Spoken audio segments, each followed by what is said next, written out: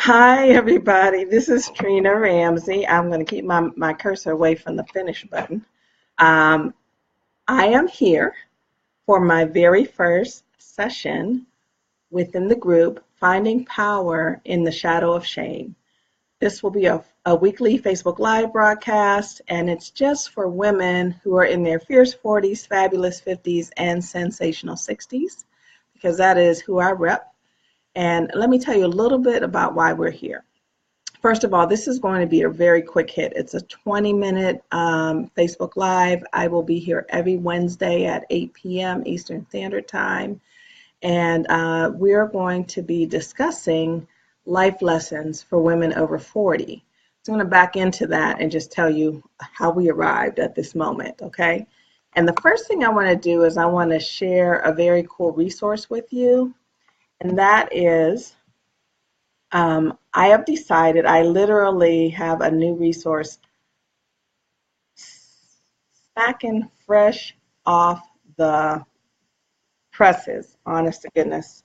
Um, that is a free download, and it's actually called Creating Your Personal Manifesto for Change. You can get it at my website, justdoyouinstitute.com. I put the link there. Anyone who's there can actually get it. Hey, Shirley, how are you, my dear?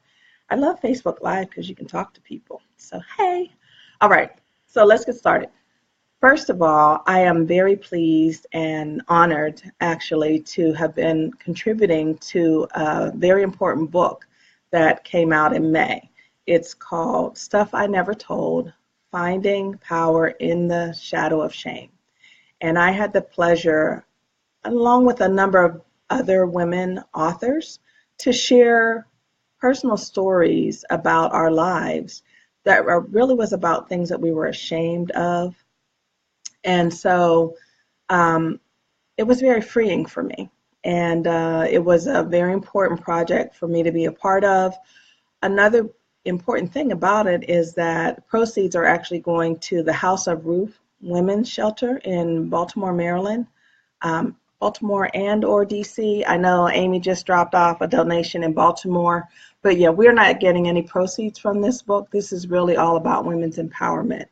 And a big shout out to our fearless leader, Amy Brooks, who conceived of the idea, recruited all the writers, and really, after the book was created, she thought, wouldn't it be great to keep this going? Because once you release something that is holding you back, you want to talk about it. You want to connect with people. And so she created this group. It is a public group. So if you are watching this video, you can go ahead and share it because people can see.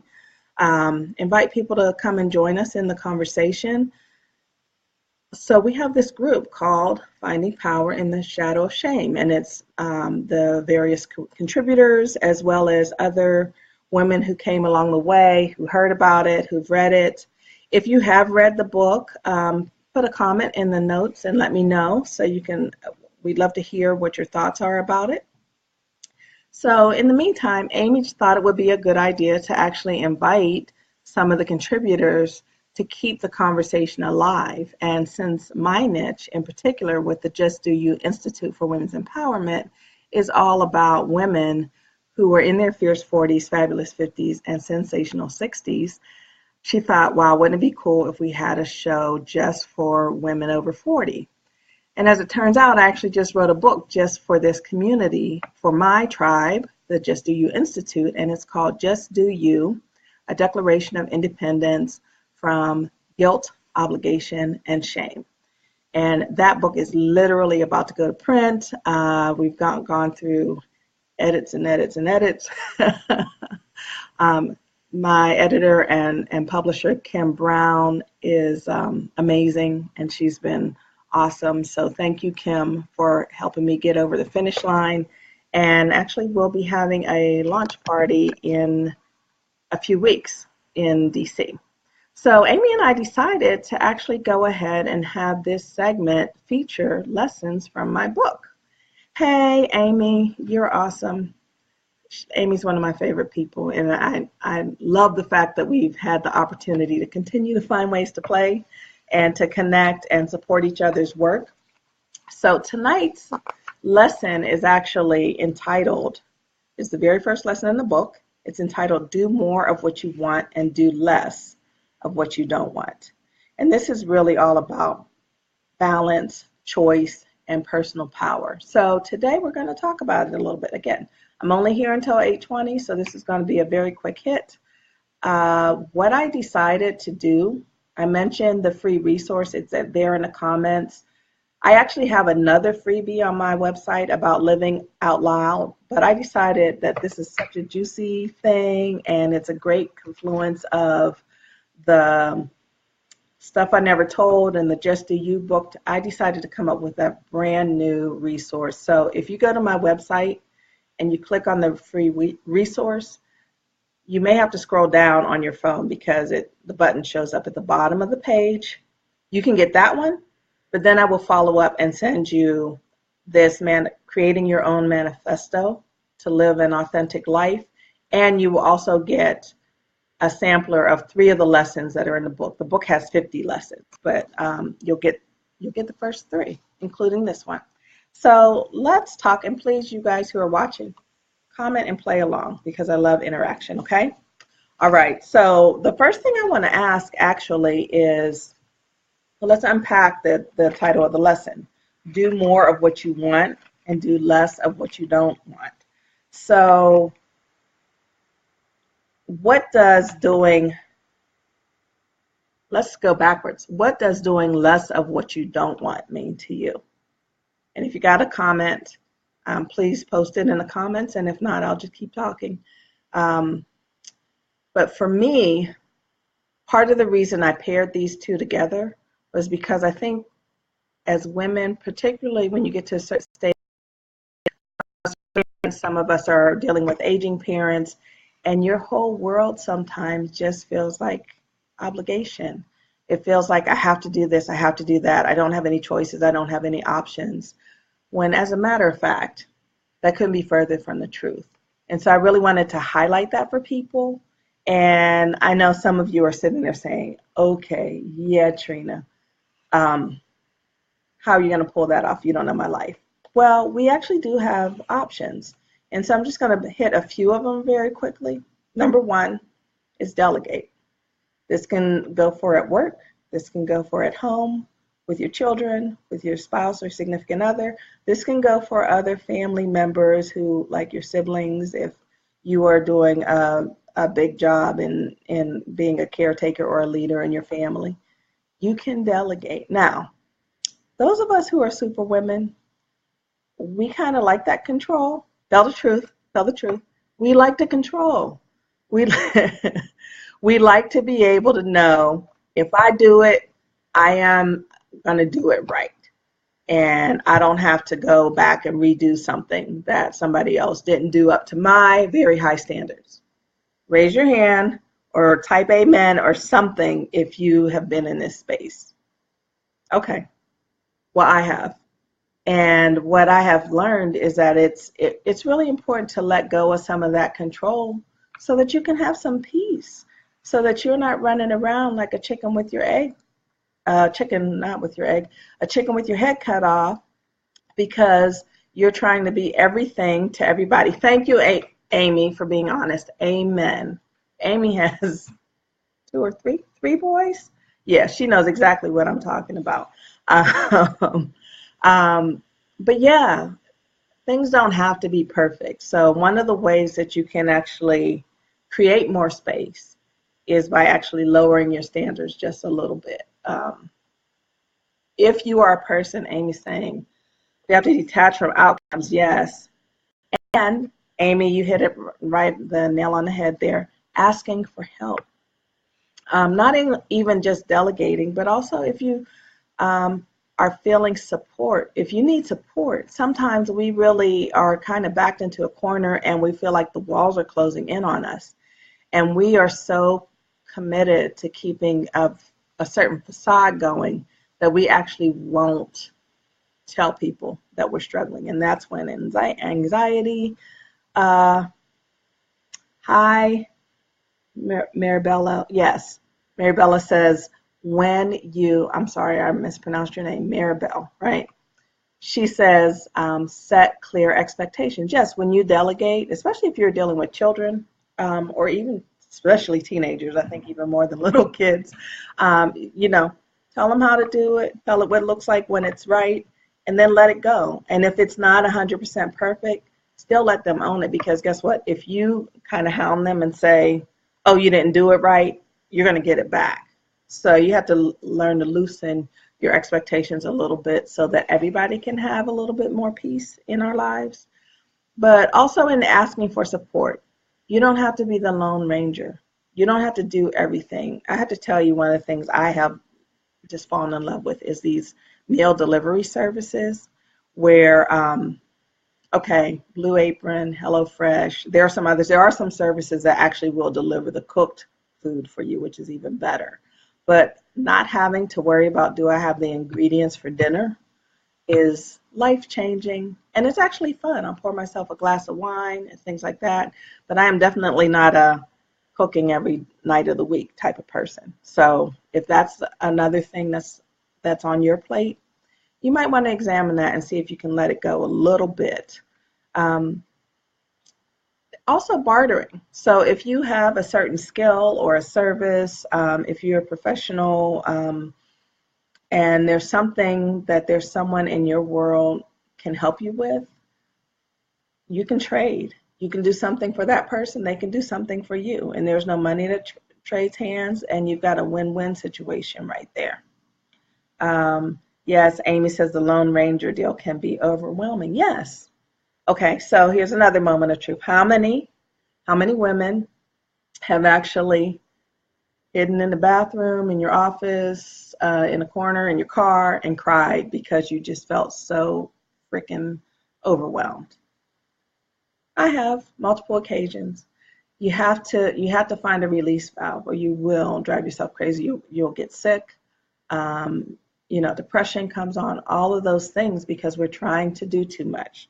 So this is the half of it, which is do less of what you don't want. There are some things that we're just, oh, today, Angelique, I'm sending you a hug right now, honey. I give really good hugs too. There are some things that we're just not good at. And it's like poking a needle in our eye to try to do it, and then we procrastinate on it. Find a way to offload it. Save your sanity. Find somebody who's better at it than you are, and let go of your need to look good, and admit that you're not so good at it. Or if it's something that you actually like and you want to learn, then find a way to learn more about it so that it's not so painful going through it. And then, okay, this is my favorite. Just stop doing it. Just stop doing it.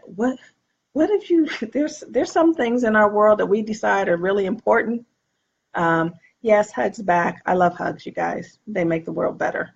Amy says she's not good at cooking, and that's all right. And I hope that you're okay with that, Amy. Knowing who you are, I'm sure you are. And your family gets fed, right? Exactly.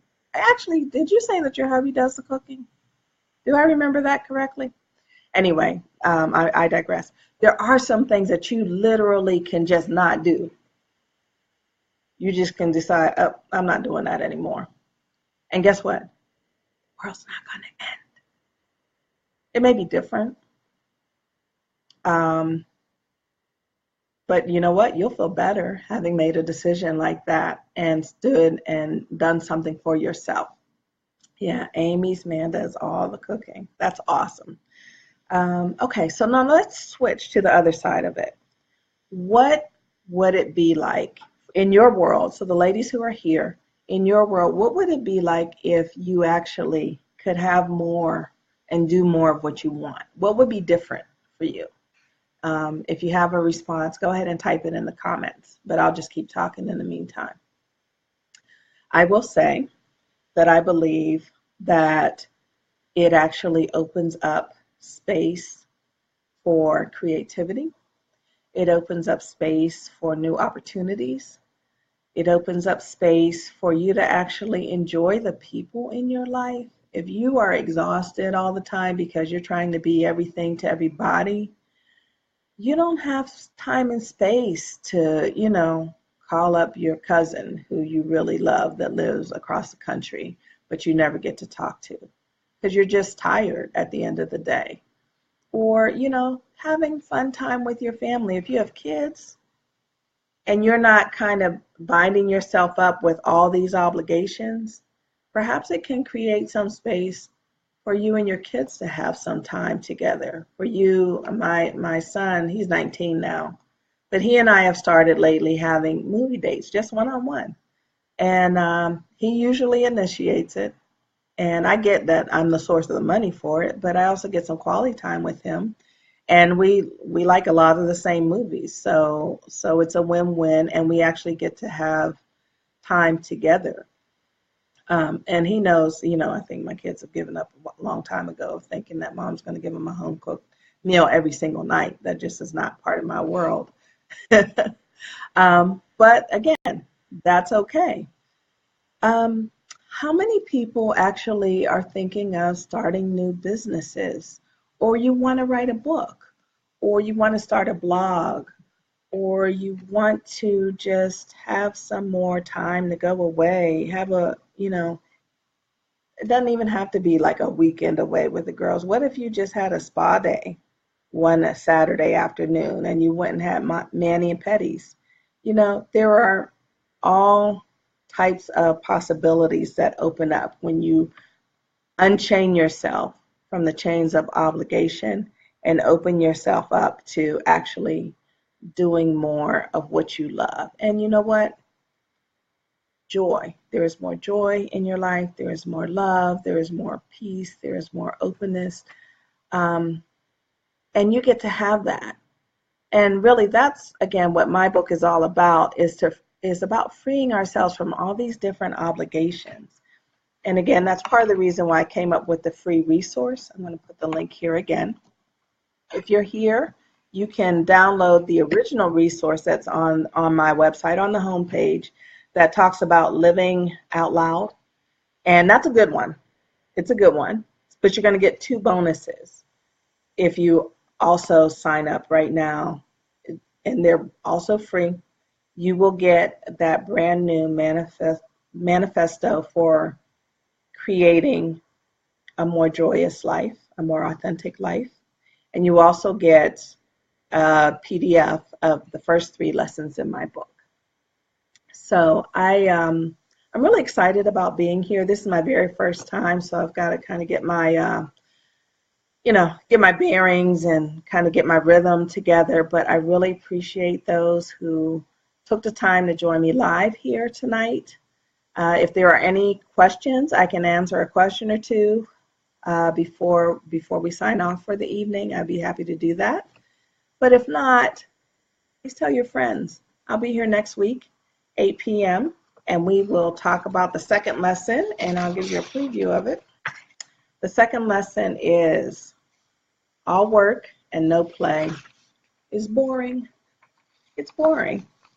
So we got to have more play. We got to give ourselves a break and create more opportunities for joy and openness and happiness in our lives. It's really important. And just as a final note, part of the reason I decided to focus on women over 40 is because there is that swagger that comes in after you get a certain age. And I know somebody here is about to turn 40 tomorrow. Yes, tomorrow, right, Amy? Happy 40th. Welcome to the club. There's just something different. You're a grown-ass woman. You are ready to embrace new things. And also, sometimes your kids are a little bit older. Once you get to a certain age, sometimes they've gone off to college, and it does create more space for you to actually embrace yourself more. But I found that some women, tomorrow, you already have swagger, girlfriend, and thank you for the compliment, by the way. Swagger. All right. I'm being silly now. I'm going to wrap up now. If you would like to be in touch with me, and hear more about the work that I'm doing, send me an email. My name is Trina Ramsey, spelled Trina, and you can reach me at trina@mycoachtrina.com. And again, check out justdoyouinstitute.com. You can read more about my new book. You can actually pre-order it if you would like to, and you can also get that free download. See you next week. Come back. Tell your friends. Mwah.